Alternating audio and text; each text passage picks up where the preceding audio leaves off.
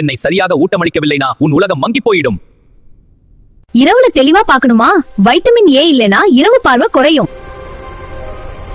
இந்த 4 உணவுகள் உன்னை காப்பாத்தும். கேரட், சர்க்கரை வள்ளிக்கிழங்கு, மாம்பழம், ஆப்ரிகாட். டிரை ஐஸா? ஒமேகா 3 தான் தீர்வு. கண்புற வராம தடுக்கணுமா? விட்டமின் சி பிளஸ் இ உன்னை பாதுகாக்கும்.